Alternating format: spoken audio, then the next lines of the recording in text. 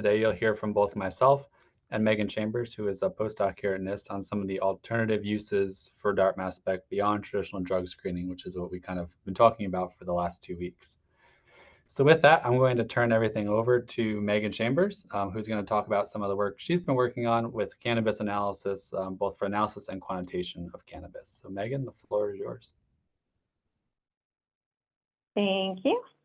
Well, hi everyone. As Ed said, my name is Megan Chambers. I am currently a research chemist at the National Institute of Standards and Technology in the Organic Chemical Metrology group, working in the Chemical Sciences Division.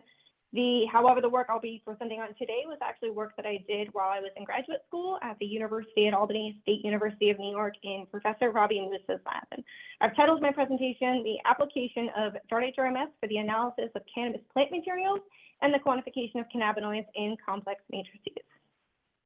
So I do want to just begin with a brief disclaimer that parts of this project were funded by the National Institute of Justice, so the opinions, findings, conclusions, or recommendations expressed in the presentations are those of the authors and do not necessarily reflect those of the Department of Justice, and also that certain commercial products are identified in order to adequately specify the procedure, and this does not imply endorsement or recommendation by NIST, nor does it imply that such products are necessarily the best available for the purpose.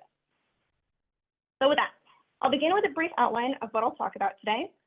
I'll start with an introduction into why we conducted the research that we did and why we were doing the project. I will then spend the majority of my time focused on the cannabinoid detection and quantification that we developed these protocols using DART-MS. I'll then touch briefly upon a different project which looked at differentiating between hemp and marijuana varieties of cannabis sativa. And then I'll just end with some concluding remarks, and I'd be happy to answer any questions. So to begin, cannabis sativa plant materials and cannabinoid-infused samples are frequently analyzed by crime laboratories. And although crime labs have decades of experience with analyzing cannabis sativa, recent legislation has forced them to update protocols. So due to recent legislation, which is the Agricultural Improvement Act of 2018, which is also known as the 2018 Farm Bill, the definition of cannabis sativa has changed. So marijuana is considered a cannabis sativa with greater than 0.3% THC, and therefore is a Schedule I federal controlled substance, whereas hemp is cannabis sativa that is less than or equal to 0.3% THC and is therefore a legal agricultural commodity.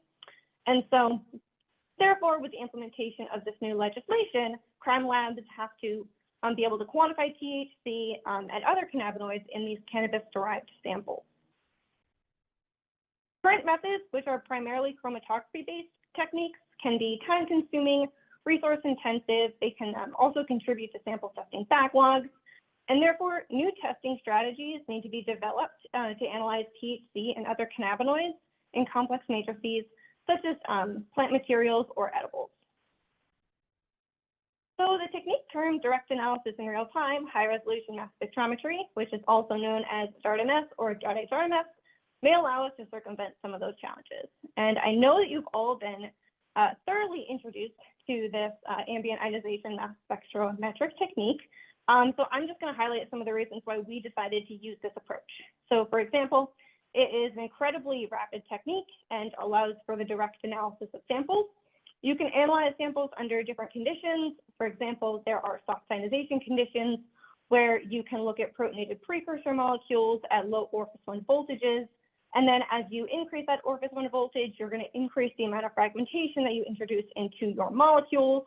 And you can even get into collision-induced dissociation or CID mode, where you're really looking at those fragments. So DART-MS can also allow for semi-automated quantification capabilities, and I'm going to go into that in a little bit more detail later. And so other benefits include millimass unit accuracy, there's nanogram detection limit, and also there's minimal to no sample preparation involved.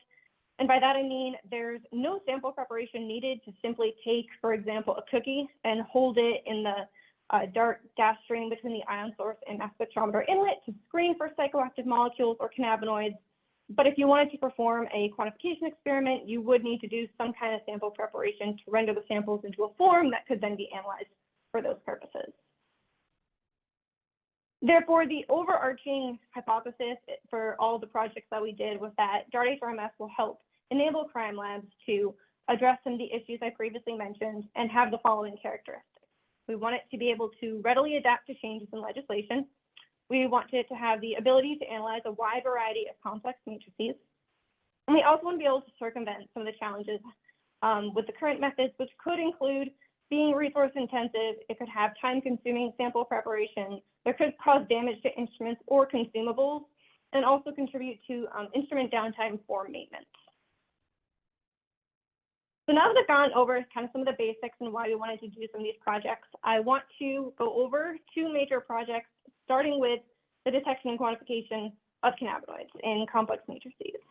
So before getting to the fun part of looking at samples that had been infused with cannabinoids, the very first step was to look at cannabinoid standards, since cannabinoids are a major component of interest in cannabis materials and evidence. So when utilizing mass spectrometry, you're going to observe these molecular masses, and the output of a DART HRMS experiment is a DART mass spectrum. And so on the x-axis, you have your mass to charge ratio, or M/Z value, and then on the y-axis, you have the intensities or relative intensity percentages at those M/Z values.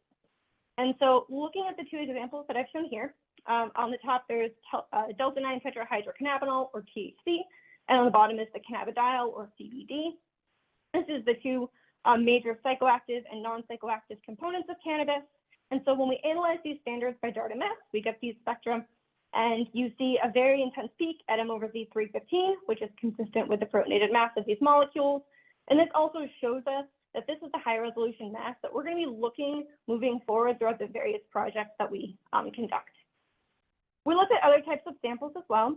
We looked at plant material. The two examples I've shown here are samples of marijuana plant material that we analyzed by DART-MS. We have one from NIST and also one from NIDA, or the National Institute on Drug Abuse. And so in these, you again see a very intense peak in M/Z 315 for its THC content. And you also could just see some other types of peaks in their chemical profiles as well. You see there's some peaks in M/Z 116, 203, 205, which are consistent with some known terpenes, which are the major flavor and scent contributing to the cannabis overall profile. And you also see other cannabinoids such as M/Z 359, which is consistent with THCA or CBDA, which are the acid forms of THC and CBD. We also looked at a variety of other types of samples. For example, we looked at chocolates, fruit chews, beverages, oils, capsules, looked at different kinds of concentrates, as well as topicals and personal care products, looking at vape products, and then cannabis pre-rolls and flower samples, lots of different things. And so the ones that I've picked a couple just to show here, there's an example of a CBD fruit chew, which was a sample that we actually prepared in the lab using a gelatin base and a CBD standard. I've also shown an example of watermelon fruit chews and carbonated beverages. And again, you see a peak at M/Z 315, consistent with either their THC or CBD content. And so for all of the samples that we analyzed, we, at a minimum, used positive and negative ion mode, as well as looking at different temperatures, including 350 degrees Celsius between 200 and 500. We looked at different Orcus 1 voltages. So we wanted to look at all these different kinds of samples at varying parameters. And so moving forward, we've kind of gotten here, you can kind of see the general profiles we were looking at. And so one of the things I do want to highlight is that even though you can see a bunch of other peaks in the spectra, there's a lot of other things that are present in these samples. We were still able to readily detect the cannabinoid content, and that is usually indicated by their THC or CBD content in these, but you'll see a couple other ones moving forward as well. And the other thing is that when we analyze these samples, we could take a pair of tweezers and hold whole materials into the DART gas stream, but we decided for the most part, and what I'll show today is a capillary tube sampling technique seemed to be a little bit cleaner. We were able to either dip the capillary tube into a liquid sample or a powdered sample, or we could rub it on the surface of a harder sample, such as a hard candy, or insert it into a gummy sample, and then present the coated surface to the DART gas stream. And so we found that both methods worked, but the capillary tube method seems a bit cleaner. We also purchased several certified reference materials, or CRMs, and this is because we wanted to compare cannabinoid-infused samples to certified blanks. So shown here are two sets of data. We have them rendered as head-to-tail plots. And so this rendering aligns two mass spectra so that you can readily compare the peaks between them.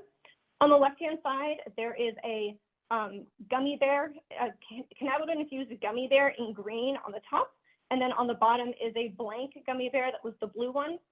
And then on the right-hand side, we have a cannabinoid-infused hard candy and the green candy on top, and then the blue candy on the bottom had no cannabinoids infused within it. And so for the blue candies, there were no peaks consistent with any cannabinoids detected.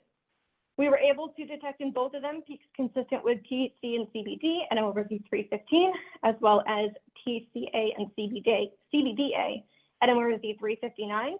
And those peaks are shown by the blue stars. And then also in that cannabinoid hard candy on the right, we also saw a peak at M over Z311, which is consistent with its cannabinol or CBN content, which was reported by the vendor. So looking at these two, the thing I want you to take away from this is that we were really able to very readily differentiate between a sample that contained cannabinoids and a sample that did not. So on the right-hand side, you can see that the spectra nearly mirror one another, except for those peaks that are shown by the blue stars in the cannabinoid-infused hard candy, showing that you can really detect the cannabinoids, even amongst all the other ingredients present in the samples.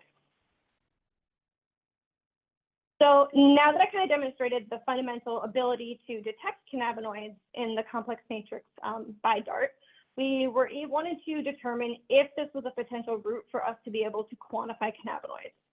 So when performing quantification experiments by DART HRMS, there are a lot of things that you need to consider and a lot of decisions to make. So for example, with regard to the edible matrices that I'm going to talk about today, we found that the disc waters CEN salts were the best, most effective for extracting the cannabinoids of interest from the matrices we looked at. And so this is because we could simply take the top layer, because it was separated into two layers, we could take the top layer and then analyze that one directly by DART-MS. We're then able to use the DART HRMS semi-automated capabilities to analyze samples. We use the linear rail system, which in both of the pictures I've shown here is that like black bar on the bottom. But there are different configurations that you could use to use the semi-automated capabilities for the projects and experiments that I ran today. On the picture on the right shows the 24-pin liquid sampler, and this is 24 metal pins on this holder. Once we had performed our extracts and made our samples, we could deposit them into a 384 well plate, just dip the sampler into it, and then affix it to the linear rail system, and then run the samples individually into the DART gas stream. We also used and optimized a speed of 0.8 millimeters per second for that kind of sampling. You could also use dippet tips, which are in the image on the left. Those you can just take the sample, take the closed end of the glass tube on them, dip it into the sample, and then put it back on the holder, and then run those samples through the DART gas stream. We have used both of these over the years that I was able to work on these projects and other projects as well. So then the next part was we did use the U.S. Food and Drug Administration or FDA guidelines to validate the different quantification methods that we developed. We had a minimum of 7 calibrators over a range of, for our calibration curve. Typically, we went between 5 and 115 mg per liter. We also had to pick internal standards to run with our calibration curve. And it's important that with ambient ionization mass spectrometry that it's good to have internal standards that have a similar proton affinity in this case. So we found that deuterated counterparts were often a good internal standard for this because they reacted similarly to the analytes of interest in the DART gas stream.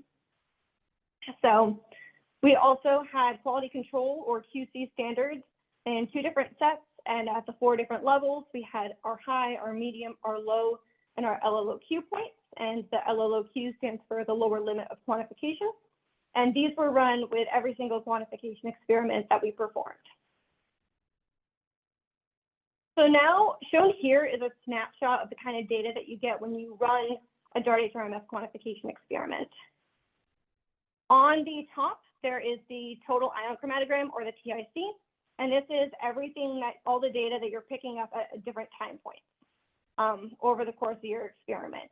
And then in the middle, we have the blue one, which is the extracted ion chromatogram for the analyte of interest, which in this example that I'm showing here is THC at M/Z315.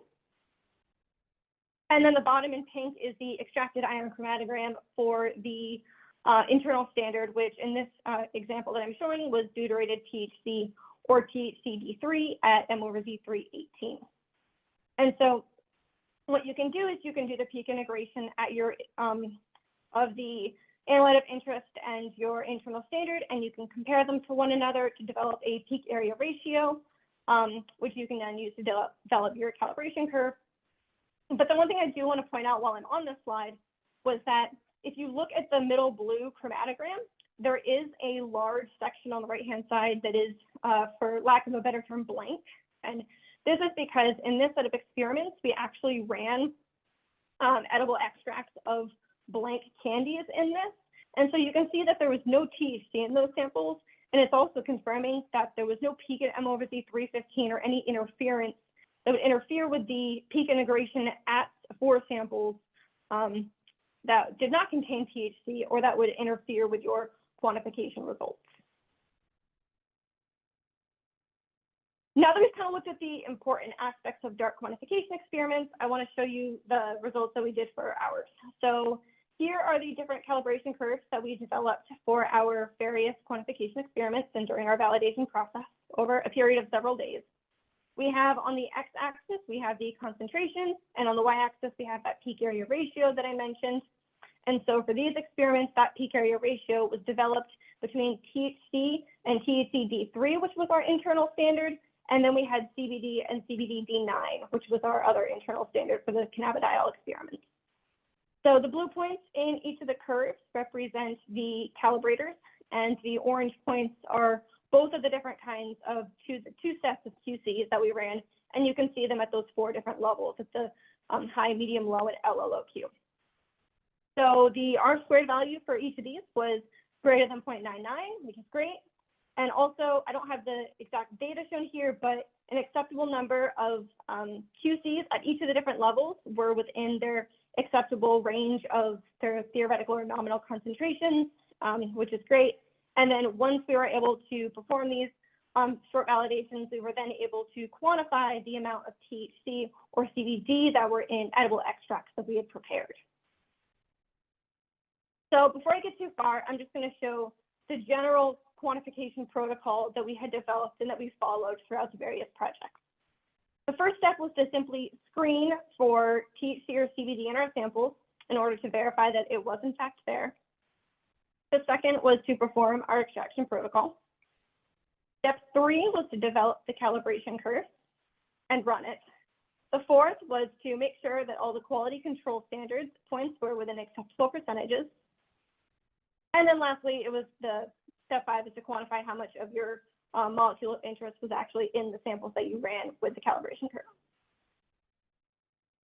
So the first set of experiments that I'm going to show for you today looked at quantifying CBD in chocolates and fruit chews that we had prepared in-house. So for the first set of chocolates, we made 3 chocolates that did not have any CBD in them, and those were our control chocolates. And then we had 3 chocolates that had approximately 5 milligrams of CBD infused within them. We then analyzed in our step 1 all of the samples by DART-MS by just dipping the capillary tube into the sample or rubbing it on top of the sample, presenting that coated surface to the DART gas stream to produce our various spectra. I have some example ones shown on the right, but in summary, all of the CBD chocolates had a peak at M/Z315, confirming that we did in fact put CBD into the chocolate. And then for all of the 3 control chocolates, there was no peak at M/Z315, which not only confirmed that we did not put CBD into those chocolates, but it also showed us that there was no peak at M/Z315 that would interfere in that chocolate matrix that would interfere with our quantification results.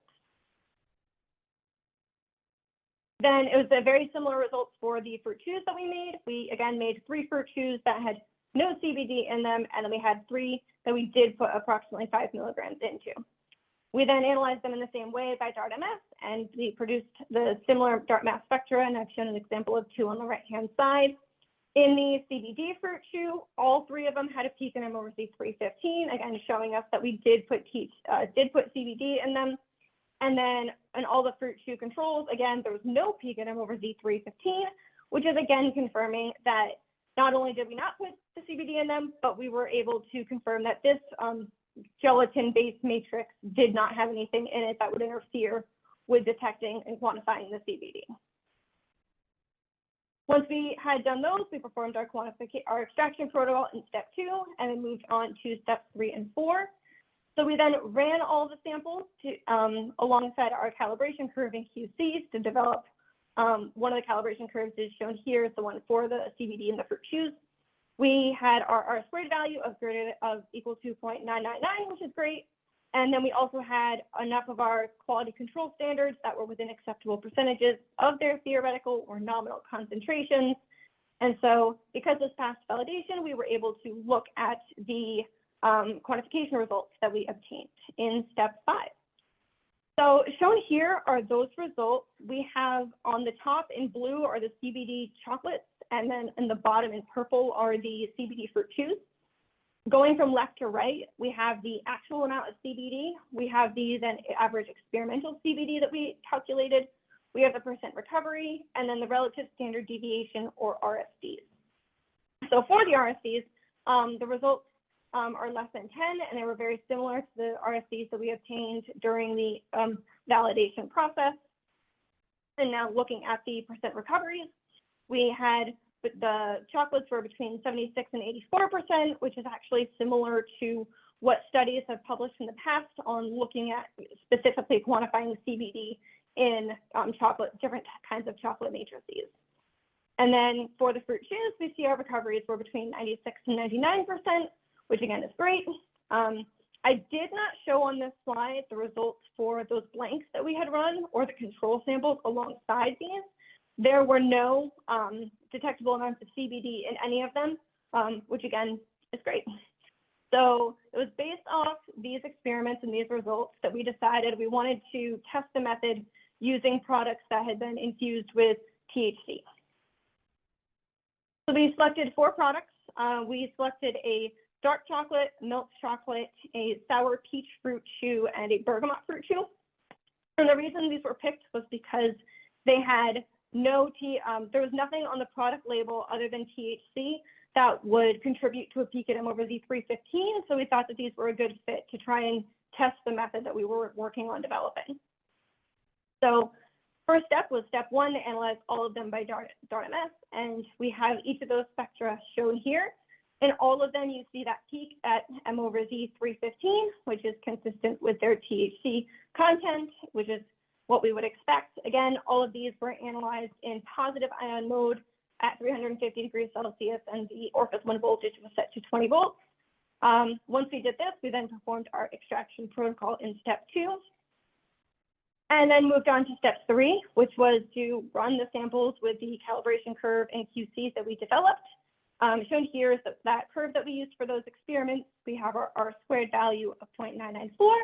We had, I'm showing the QC results here on that right-hand side, where you can see that 8 or 9 of the QCs at each level passed, which is greater than 50%, and then greater than 67% overall. So because this curve was then validated, we were then able to determine use it to determine how much THC experimentally was in those extracts that we had run alongside the QCs and the calibration curve. So shown here in step 5 are those results for the extracts that we did. We have, again, the chocolate ones shown in blue on the top of the table, and then the sour fruit chew samples in purple on the bottom. I know there's a lot of information in this table, so I just want to bring your attention to the experimentally determined percent THC, as well as the product, the amount of percent THC that the product label had listed. And so as you can see, the results are fairly similar to one another, which was really great. And also looking at the far right-hand column, you can see that the differences is also very, very small. And again, the RSDs are less than 10, and again, similar to the different validation experiments that we had run and the other experiments we ran on the edibles that had been prepared in-house. And so these results demonstrate that we were able to achieve success with determining and applying our dietary mass quantification protocol to THC products. So the next project I just want to touch upon briefly was how we looked at trying to differentiate between hemp and marijuana varieties of cannabis sativa.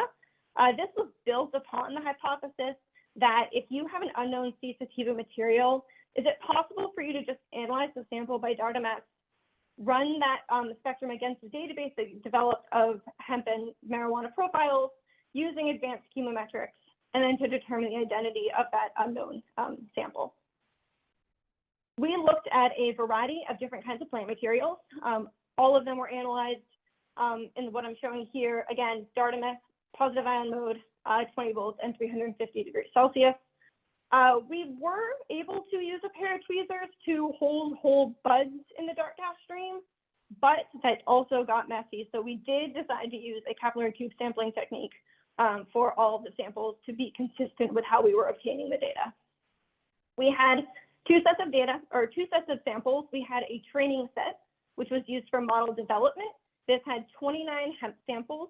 It had 12 marijuana samples from our DEA registered suppliers, and then there were 10 recreational marijuana strains. And then the next set was our test set that we used for external validation. These included 12 commercial hemp strains that were purchased at a later date in the study, as well as 11 of the remaining recreational marijuana strains. And so in total, we had 74 different types of cannabis plant material that we used in this study to try and investigate their chemical profiles and seeing if we could differentiate between the two varieties. So the first set was to analyze the samples by DARTA-mass, including obtaining a large amount of replicas for each of the samples. Looking at this slide, the top row represents some of the hemp samples that we analyzed. On the top left, we have a CBD hemp flower, which means that it has a large amount of CBD, and we do see that peak at M/C315, consistent with the protonated CBD mass. In the sample in the top middle, we have an example of a CBG or cannabigerol hemp flower, and so although the sample contains a large amount of CBD, it also contains a large amount of CBG, which you can see at M/C317. And then the one on the top right was a sample of the hemp plant material that we had purchased at a later date and used in that validation set in order to screen it against the developed model. And again, you see that peak at M/C315 for its CBD content.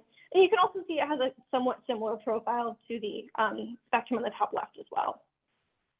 We also ran a variety of marijuana plant materials. The bottom left and bottom middle samples are ones that we obtained from the DEA registered suppliers. And so because we know how much THC was in those, we were able to, the 315 peak in this case is most likely contributed by the THC content of those samples.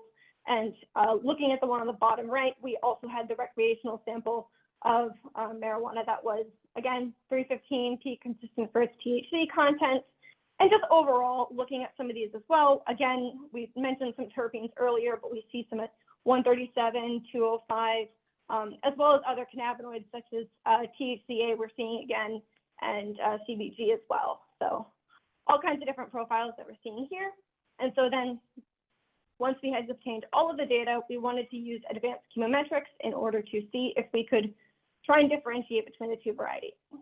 So we looked at different kinds of techniques, the first of which was principal component analysis, or PCA. And so shown here is the 2D score plot that was developed from this analysis.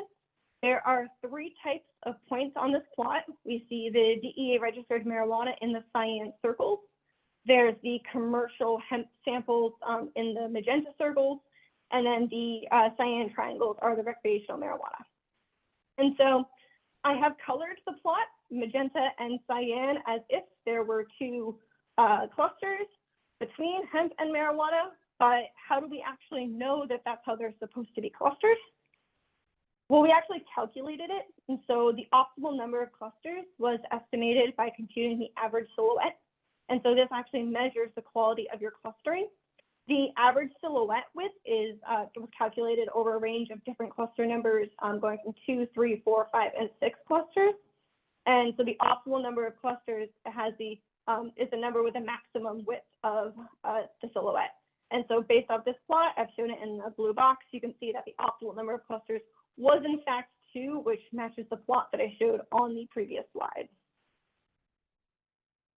So another statistical analysis method that we applied to the data was random forest. This is a supervised machine learning method consisted of an ensemble of individual tree predictors. And so what this does is each tree in the forest is grown based off a random subset of data, which in this case was equivalent to about 2/3 of that original data set. And then the samples that are not included in that to develop the trees are, which is the remaining 1/3, are classified as out of bag or OOB, and then those are used to validate the model. We determined that there were the optimal number of variables per tree was, or M over Z values was 20, and then the optimal number of trees in our forest was 500. And so if we wanted to determine the identity of an unknown spectrum, you would simply go to your forest. You would then ask them to each make a prediction on what they thought the spectrum was. And in this hypothetical scenario, the trees thought that the spectrum was magenta. But looking at our actual results from our random forest prediction, those results are shown here. So on the left, we have the out of bag samples, which was that remaining 1/3 of data that was not used to create the trees. And we had an accuracy of 98%, which is great. But then we also, looking at those external validation samples, which again were the hemp samples purchased at a later date, and then those are remaining 11 recreational marijuana samples. When those were screened against the model and analyzed, the accuracy we obtained was 100. So it means we were able to correctly identify the variety of an unknown cannabis sativa sample 100% of the time, which is fantastic.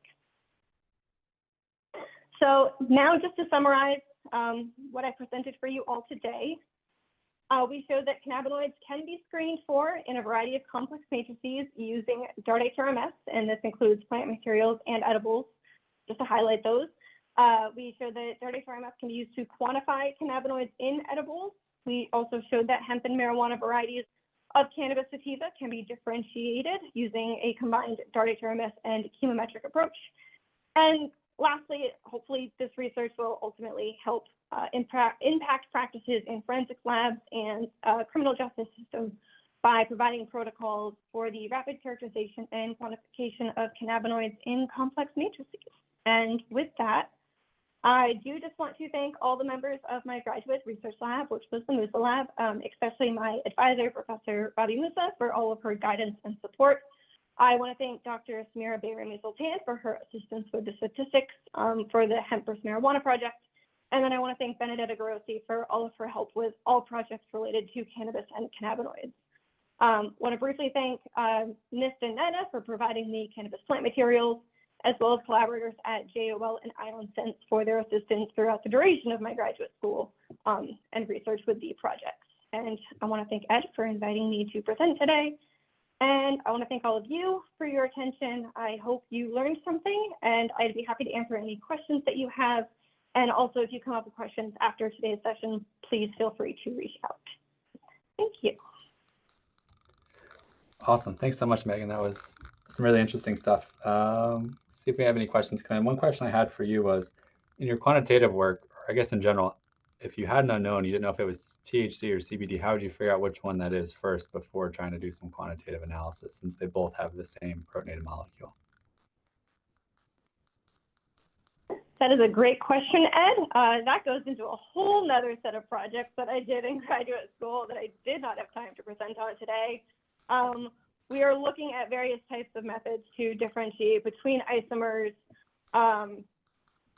and I would be happy to forward that information on later for you to send to everyone, because I think it'll take a very long time to go through all of the different ways.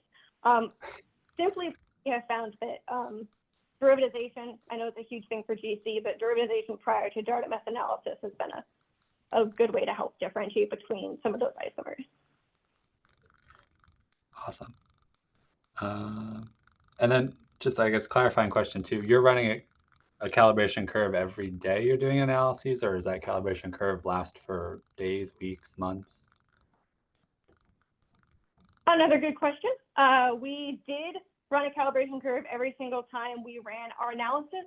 We preferred to remake our calibration curves whenever we were running. We found in previous non-cannabis related studies that using a calibration curve that you developed weeks or months ago was not necessarily the most accurate way to quantify by DART. So we did remake our calibration curves whenever we were running a new set of experiments. Awesome. And what's like the total time? So you walk up, you want to quantify a sample, start to finish, how long is it going to take you to have an answer?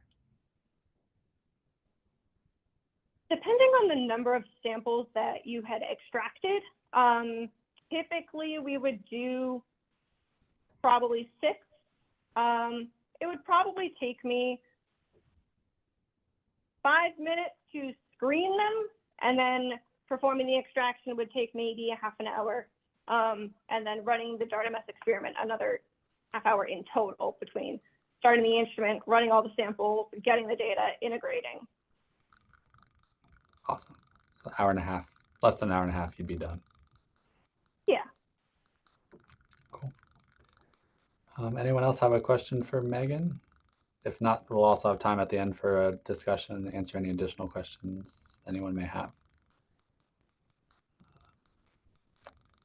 Not seeing anything, so we'll bring up any other questions at the end. But thank you again, Megan. That was some really interesting stuff. All right, and then last but not least, you're stuck listening to me again.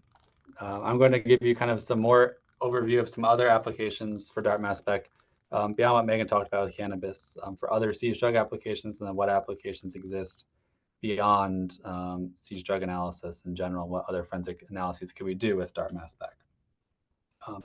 In case you haven't noticed, in your course, you have a bunch of optional readings. One of those in there, which in case you want more information on anything we talk about today, is a review that my colleague Tom Forbes and I wrote in 2021, which reviews all the different applications of DART Mass Spec for forensics. So if you want more in-depth information on any of the things we talk about today, a lot of that will be covered in that optional reading. In terms of topics we're going to talk about more specific compound identification. So things like, can we identify isomers with DART Mass Spec, since that is one of the challenges. Signature profiling, so could you determine things like route of synthesis for illicit drugs.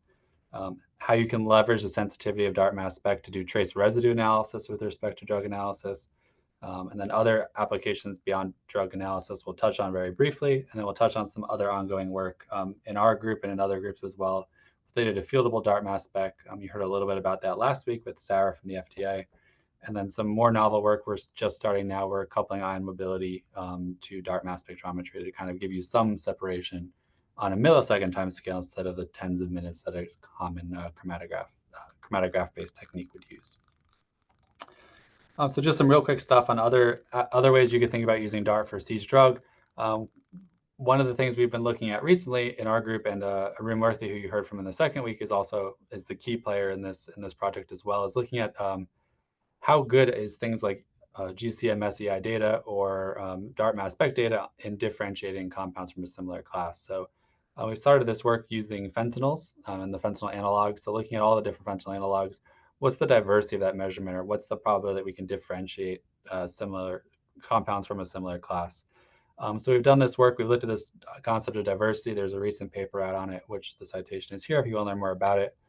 But moral of the story is the diversity using DART Mass Spec. If you're using all 3 voltages, in-source collision-induced association voltages, like most people with TOF-based systems are, you can get a diversity of 0.71 out on a scale of 0 to 1, where 1 is everything is completely distinguishable, 0 is you can't distinguish anything whatsoever.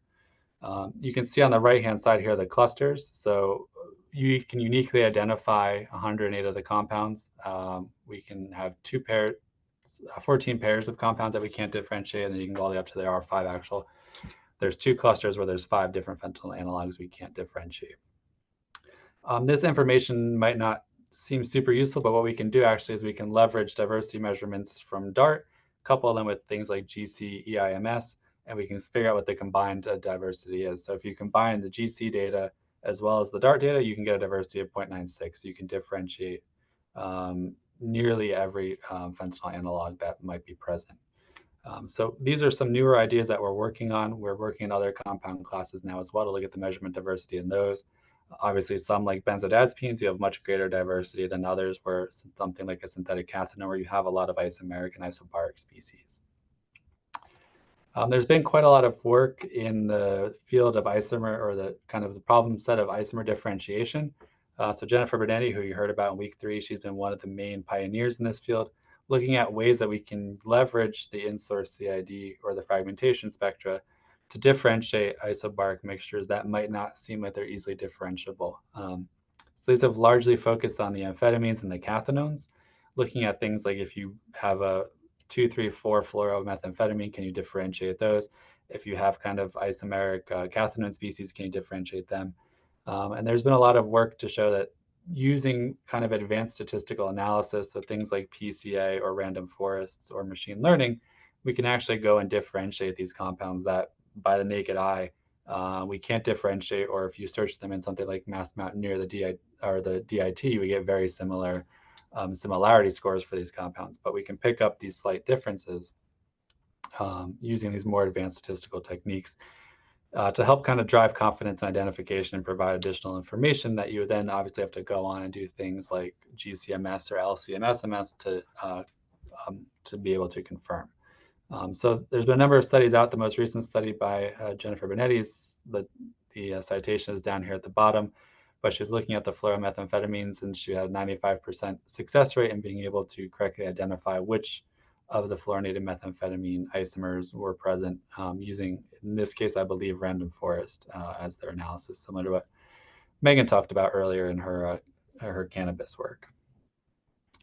There's been some other interesting work that I want to highlight out of Ravi Musa's lab as well, looking at how to identify novel compounds. Kristen Falbel did some work using neutral loss spectra. So these are generating mass spectra based on the loss of the ion. So you're going to take your molecular ion minus whatever M over Z you're seeing, and those will generate neutral loss spectra.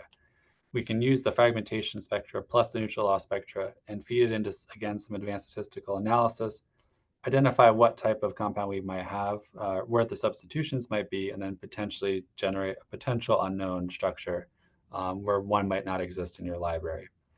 So there are people looking into these kind of approaches and tools where if you get a completely unknown, can we either classify it? So we have some work going on here, and what are diagnostic ions or diagnostic neutral losses that could classify spectra and to say, hey, this unknown is likely a benzodiazepine or a fentanyl or a nitazene. Or potentially even use these more advanced statistical approaches like this to actually get an unknown structure, a potential unknown structure that you would then be able to go on and confirm using additional techniques. But it gives you an idea of what you might be looking at before you have to kind of dive really deep into the weeds. Some other interesting work that's come out recently is looking at drug profiling. So there's been some work, I forget where this group is located, but they are looking at the drug signatures using different synthesis methods to see if they can identify the route of synthesis. In this case, looking at different carfentanil signature profiles. And what they're able to do is using their just the full scan mass spectra, plugging into something like PCA, they can differentiate which route of synthesis was used for the generation of the carfentanil based on the impurities and byproducts that might be present in the mass spectra. So you can see here kind of an example of the EICs, or the extracted ion chronograms, of some of the diagnostic ions for individual synthesis routes. And then the PCA on the right-hand side here is showing the generation of the 3 different synthesis routes and how you can largely cluster those independent of one another and identify which route of synthesis was likely obtained or likely used to create these compounds. Obviously, with all of these, there's a lot of caveats that are involved and a lot of things that are still need to be worked out. Many of these things are going to require a relatively pure sample. Once you get into street level with multiple cutting agents and multiple drugs present, some of this stuff might fall apart a bit, but this is some of the kind of current cutting edge research related to extending the capabilities of DART mass spec for siege drug analysis. The other area that we're quite interested in, and we've been doing a lot of work in, is trace residue analysis. So DART is typically a much more sensitive technique than your traditional GC-EIMS. So how can we actually leverage that enhanced sensitivity and use it to our benefit from a number of different applications? So this actually all started with some conversations we had with Amber Burns, or Amber McConnell, who you heard from a few weeks ago.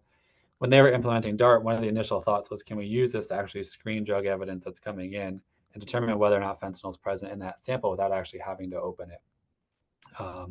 So can we use it in some sort of triaging or presumptive analysis to identify fentanyl-containing cases, and then triage those and work those up in a different manner with higher safety precautions than other cases might have? And what we're doing here is we're actually leveraging trace residue. What that is, that's the powder that's generated and aerosolized in the pouring or manipulating or closing of bags. All of those types of things, as you can see in these images, these videos on the right-hand side here, whenever you pour powder out, whenever you pour powder into a bag, whenever you close a bag, there's some invisible amount of powder that gets aerosolized and is ultimately going to settle on the surfaces around it. So one of those surfaces is obviously the evidence that the packaging, the pill bottle, the plastic bag, the foil wrap, whatever that sample is packaged in, there will be some trace residue on there that we can leverage and kind of go after. So that's our original goal for that trace residue analysis. It's kind of gone a little bit farther from there into some public health space, which we'll talk about in a few slides. But we are using this and seeing how we can leverage this to help increase what you can do with DART. So this whole kind of outside the bag residue analysis start off with a quick study where we looked at what we call what's in the bag. So we wanted to see how well we could actually predict what's inside the drug evidence without having to open it, just by swiping the outside of the bag and analyzing that by DART. So we work with a number of different laboratories across the country, and we still do some of this work where they actually wipe samples similar to when you're at the airport and you're getting your suitcases swiped for explosives. Those kind of same wipes and procedures, we're wiping the outside of the evidence bag. That's the bag that the officer put the evidence in. They'll then open that bag up, pull out the inner packaging, that's the baggie or pill bottle or foil wrap or whatever it might be. We'll wipe the outside of that again. Then they'll go on and do their full case analysis. At some point, they'll generate an extract. They'll send us a third wipe with a drop of that extract on it. And then what we do is we take those 3 wipes from the outer bag, the inner bag, and the extract. We run all of those on DART Mass Spec. We see whether or not the extract matches the inner bag in terms of the drugs that were present or detectable, whether it matches the outside of the bag.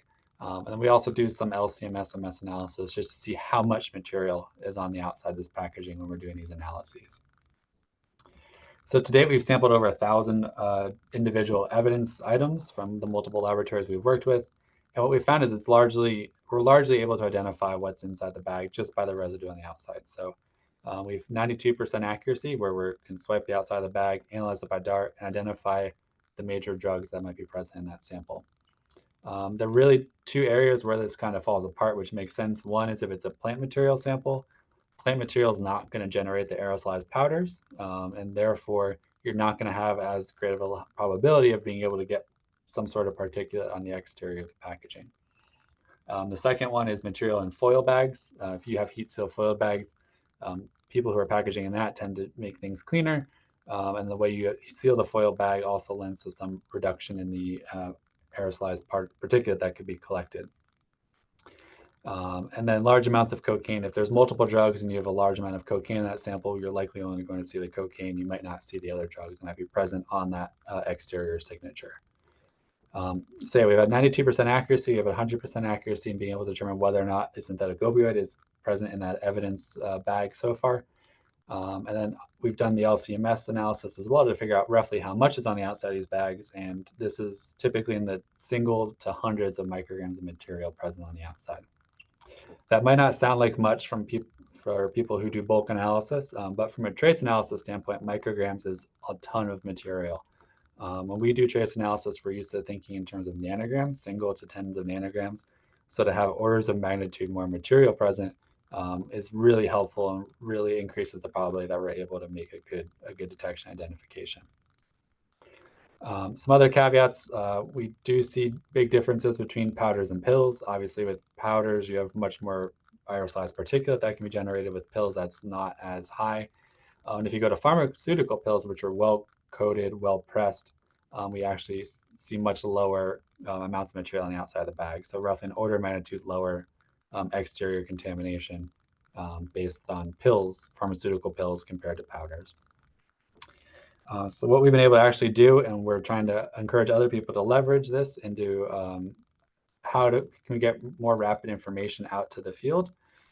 So we have an ongoing program now, which started in Maryland as a collaboration between the Maryland State Police, the Maryland Department of Health, and the Washington-Baltimore HIDA, called RADAR, where we're looking to provide the community at large, so the entire state community, all the stakeholders, the health department, the state police, HIDA, the forensics laboratories, with near real-time information with regards to the drug landscape. So we're using what we learned in terms of the paraphernalia or the what's in the bag studies, where we've trained public health entities, people who are working at needle exchange sites. We've trained the law enforcement drug task forces on how to sample, how to wipe the exterior of these packages, whether it's used paraphernalia in the case of the public health side or suspected paraphernalia in the case of the law enforcement side. So people that we've trained can swipe the paraphernalia. They can mail those wipes either to ourselves or to the Maryland State Police. They get extracted and analyzed by DART, and we will provide those results back to the submitting agency within 24 hours. So what we're trying to do is close the gap in which timely information is available. Obviously, this is all just presumptive information. It's for informational purposes only. But we're able to get information out. We're able to identify novel compounds. We're able to identify bad batches of drugs in a much quicker time frame than we've been able to do in the state to date. So we've since expanded this. This kind of on the right-hand side here just kind of gives you an idea of how quickly things are changing where we're working. So we've expanded outside of Maryland. We're now using this type of approach with DART Mass Spec across 8 different states. We've analyzed, as of August, we analyzed 3,600 samples. We're well over 4,000 samples now. We're at 8 states instead of 5 states. And we've used this to help identify these unique compounds, whether it's in the state, whether it's in the country. And then what we do is we use that information to inform our forensic collaborators, our forensic laboratories, and say, hey, we've identified a novel drug in the state. Just be aware that when you get to cases around this time, you might be seeing that present. Make sure you have your standards ordered, your methods can detect them, so on and so forth. So this has been a really powerful tool, and using DART in this approach has enabled to allow us to do a lot of analyses on a lot of samples very quickly with high fidelity and this enhanced sensitivity that we wouldn't be able to do this analysis with things like GC-EIMS analysis because of the sensitivity issues. So that's kind of other approaches where we can use DART Mass Spec in a seized drug type application. I just wanted to wrap up with a few additional slides kind of demonstrating some of the work ourselves and others have been doing related to other application areas as well. So toxicology is one of those. Obviously, it's the closest related to seized drug analysis.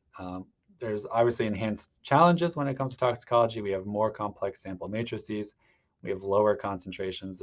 We're ultimately likely going to need to do some sort of extraction. It's not going to be a direct analysis or a dilute in a solution and analyze directly kind of approach like we can do for seized drug. But there has been a lot of work, there has been some work in this space in the past few years demonstrating that analysis of blood, urine, oral fluid can actually be done using DART Mass Spec with varying different sample preparation approaches. People have looked at both screening and quantitation, and both seem to be probable. The quantitation is using methods very similar to what Megan discussed earlier with cannabis, but both seem to have potential use cases down the road as rapid screening tools for a toxicological analysis as well. Another area people have been doing a lot of work with DART Mass Spec is related to fire debris analysis or ignitable liquid analysis.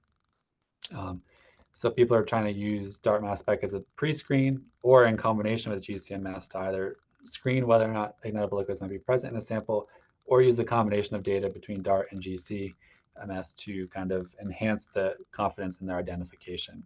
So there's been some groups out of Middle Tennessee University who are really focused on this kind of work, looking at classification, in this case, a classification of different paint thinners. So similar to what we talked about with the drug profiling, can you use kind of that full spectrum signature as a way to differentiate different paint thinners, branding and things like that, and what those applications might be for ignitable liquid analysis.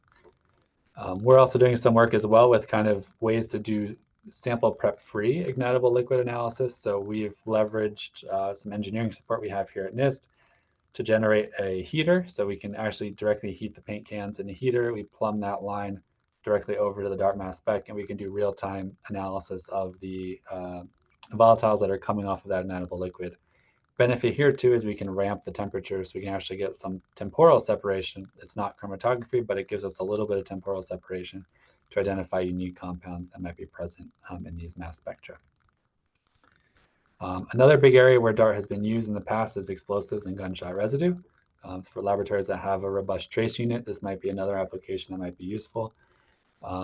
Traditional military-grade explosives, relatively easy to analyze by DART mass spec. They're very similar to drugs in terms of chemical properties. Typically better to analyze in negative mode as opposed to positive mode, but they're easy to absorb, easy to analyze. The challenge comes in when you want to analyze inorganic explosives. These are things like ammonium nitrate, potassium chlorate, potassium perchlorate. How do we modify the DART mass spec to do those analyses? And the challenge there is you're not going to get high enough temperatures using traditional DART gas temperatures to get the desorption of these inorganic compounds into a volatile state and be able to analyze by the DART. So we've done some work, and there's other groups as well that have similar approaches where we're using auxiliary heating. So in this case, we're using infrared to get very high thermal desorption temperatures. There's other commercial available techniques, one of which is called the ion rocket, which again allows you to put a small sample on a copper plate, and then it heats that copper plate up to temperatures much hotter than you would get with your DART source. And this allows you enhanced kind of coverage over the types of compounds you might be able to analyze. The benefit to things like IRTD, or infrared thermal desorption, is we can detect both the inorganic and organic compounds simultaneously. So the left-hand side here just shows you some extracted ion chronograms of PETN, which is the dotted red line, and then potassium chlorate, which is the solid red line, and how we're able to get both of those off because we're ramping the temperature of the infrared thermal desorber. So we're able to get both off. We're able, because of the ramping, to not degrade the organic compounds like PETN, and we're able to get a relatively sensitive analysis of both of those. So we're talking tens to hundreds of nanograms per swipe for those types of analyses. This kind of high temperature thermal resorption is also useful in things like paints and fibers. So there's been a couple of groups, one of which is out of UCF, where they're doing some work in the paints and fiber space.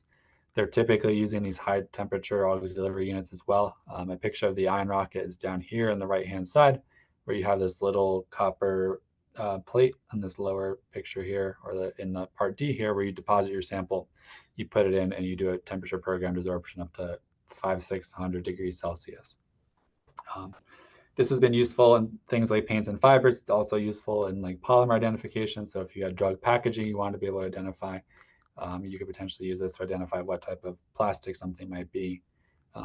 Paints, obviously, automotive paints are a big interest in a lot of the forensic laboratories. So this is an area where people have demonstrated that can be used as well. And then fiber identification. So what type of fiber is it? The last kind of application I wanted to just mention is lubricants.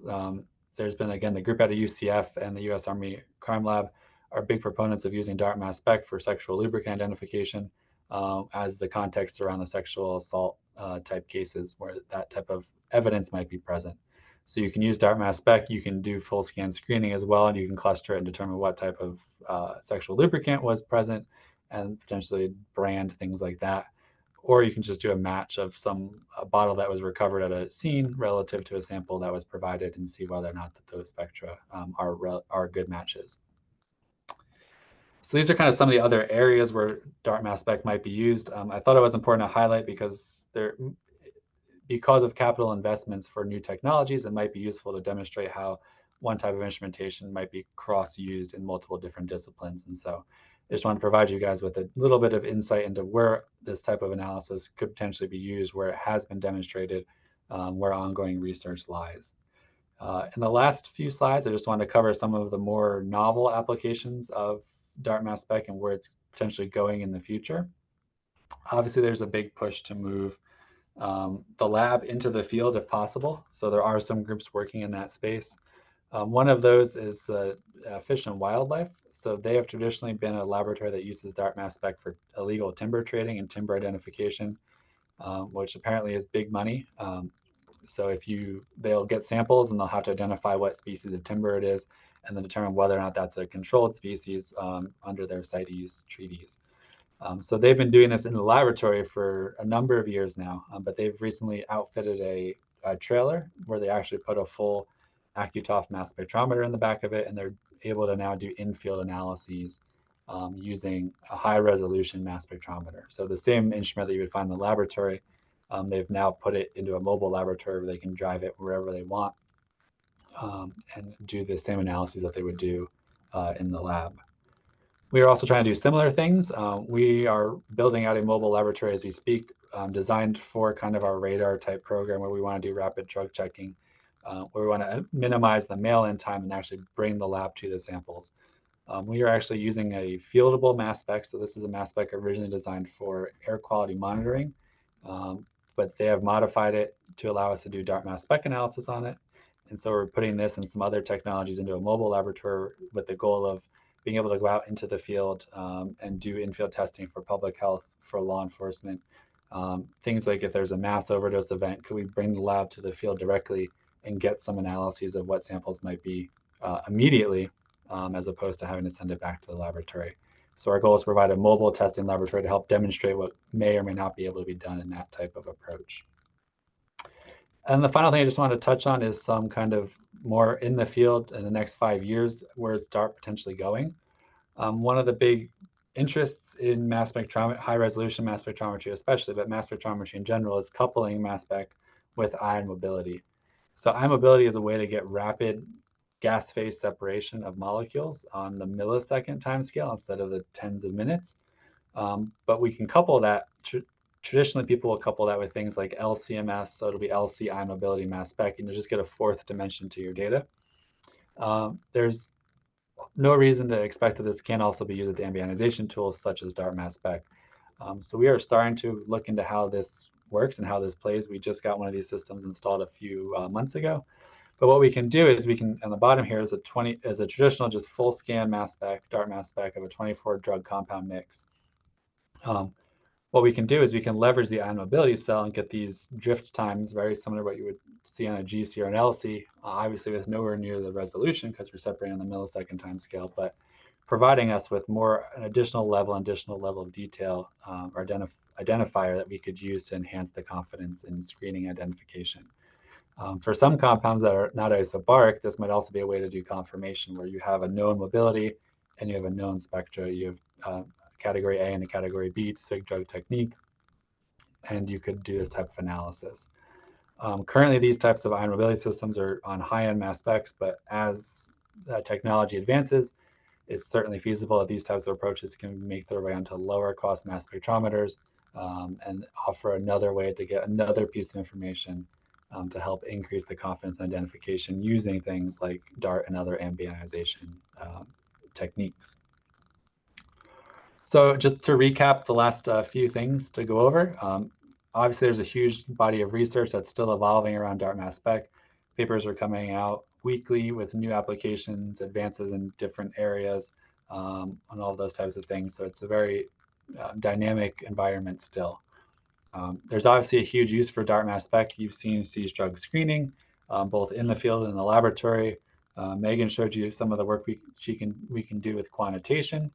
I demonstrated some work others are doing in terms of isomer differentiation and then of trace residue screening. So there's a number of different ways we can use this in seized drugs, but there's also a number of ways where other units within a forensic laboratory could leverage this type of high fidelity screening information as well that may increase the value proposition for laboratories. There's obviously efforts underway to bring the mass spec to the field. So we talked about the work in fish and wildlife, some of the work we're doing. There's other groups out there that are trying to put DART onto miniature mass specs. So things that are kind of the size of a shoebox or a few shoeboxes, and then bring that out into the field as another way to do this analysis that might fit in the back of a crime scene van or something like that.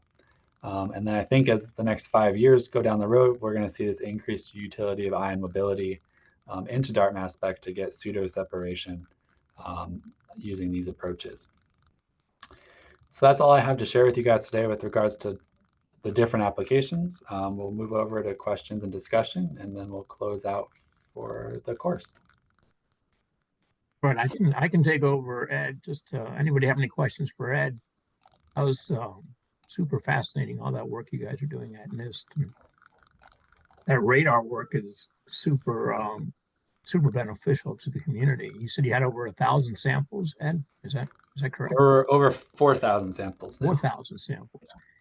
And you said you get the wipe and then you extract it. What's the extraction process? So we just do a simple dilute in acetonitrile and analyze. We don't do any type of anything fancy. So Okay, so shoot, excellent. Yeah. Right, so I do have some questions. Actually, there's a question that was in the QA pod, and it's actually for you, Megan. It says, were the QCs that were out of range, how far out were they? And was there any root cause for that drift?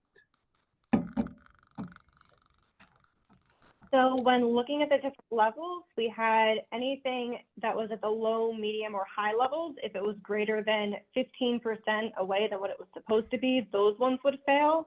And then if it was at the LLOQ, we were able to do within 20%. So anything outside of that 20% would have failed at that point. Things that contributed to that, that's a good question.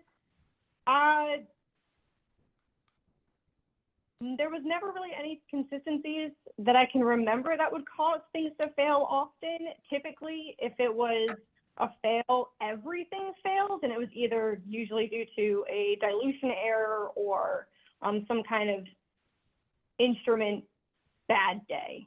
But those don't typically happen often. So usually if more than 3 or 4 failed, they all failed for a very specific reason that we were able to find the root cause for.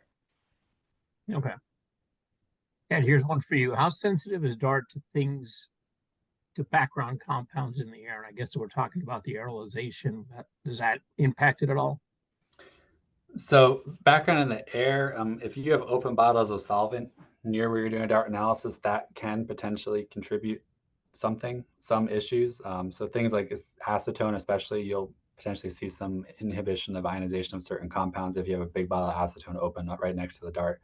But your typical air doesn't seem to cause a big issue with any sort of competitive ionization or things like that. If you are doing trace, you do have to worry about what surface was sampled. So plasticizers potentially are a big thing. If you sample plastic or rubber, there are plasticizers that might be present, and that could lead to competitive ionization if you're dealing in that trace kind of realm. I've got a question for you, Megan. On the Farm Bill mentions 0.3% by dry weight. Did you guys, when you did your study, did you consider how you were going to measure the dry weight of a substance and how you incorporate? I know in many of our labs that's a difficult thing to overcome. So no, unfortunately, we didn't actually have the opportunity to work with any fresh plant materials. So anything that we got was already dried. We did not look at moisture analysis. We typically looked at, rather than using that 0.3% threshold to differentiate between the two, we were focused primarily on what was the statistics telling us, and between other peaks within their spectra, were there chemical profile differences between the two. So we didn't quantify anything with regard to a 0.3% THC threshold for the plant material. Okay. All right. Any more questions? I don't see any coming in. All right, and I think I'm going to turn it back over to you to close up. Awesome, thank you. So real quick, just to close out, if you need to get in contact with either Megan or myself, we'll throw our emails back up here. We wanted to thank you all for sticking with us through 5 weeks of learning. We hope you guys have taken some stuff away that might be helpful to your current implementation or future implementation, or deciding whether or not to even implement DART Mass Spec into your laboratories. If you have any questions at any point, feel free to reach out to myself or any of the speakers. I'd be happy to help you. So with that, I will leave all of you, and I hope you have a great day.